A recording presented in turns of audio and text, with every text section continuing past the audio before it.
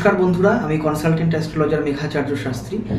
আজকে কথা বলবো যে প্রেমজ সূত্রে বিবাহ আমরা জন্মছকে কি করে বিচার করব। অনেক ক্ষেত্রে দেখা যায় যে কোনো গভীর সম্পর্ক দীর্ঘকালীন ধরে চলার পরেও একটা ছোট্ট কারণে সেটা ভেঙে যায়। তা আমি মনে করি যে কোনো সম্পর্কের মধ্যে খুব সিরিয়াসলি, খুব গভীরভাবে প্রবেশ করার আগে অন্ততপক্ষে নিজের জন্মছকটাকে একবার অবশ্যই ভালোভাবে বিচার করিয়ে নেওয়া দরকার যে তার চার্টে প্রেম বিয়ে আছে কি নেই। এই প্রেমজ সূত্রে বিবাহ দেখার জন্য কিছু সূত্র রয়েছে। সেটা হচ্ছে একটি জাতচক্রের পঞ্চম ভাব। লগ্ন সাপেক্ষে পঞ্চম ভাব হচ্ছে প্রেম, ভালোবাসা, প্রণয়, এগুলোকে ইন্ডিকেট করে। যদি পঞ্চম ভাব পাপ পীড়িত হয়, অর্থাৎ রাহু, শনি, কেতুর মতন গ্রহ বসে থাকে, যদি পঞ্চমপতি ম্যালিফিক হয়ে যায়, তাহলে কিন্তু প্রেমজ ক্ষেত্রে সমস্যা হয়।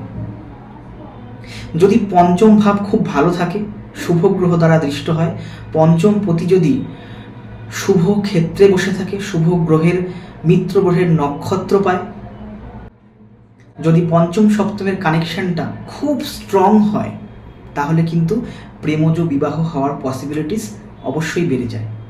আর এরপরে যেটা মাথায় রাখতে হবে সেটা হচ্ছে শুক্র গ্রহ। এই শুক্র গ্রহই কিন্তু ভালোবাসা, ম্যারেজ এগুলোকে ইন্ডিকেট করে।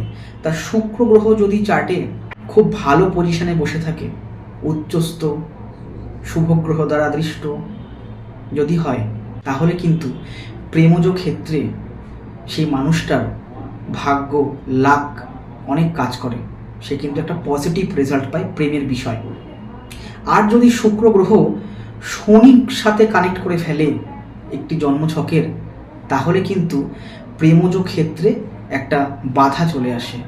শুক্র শনির কম্বিনেশন যদি কোনো চার্টে থাকে, সেই মানুষ, সেই জাতক জাতিকা জীবনে একবার হলেও গভীরভাবে প্রেম ভালোবাসার ক্ষেত্রে একটা আঘাত বা মনোকষ্ট পেয়েছে।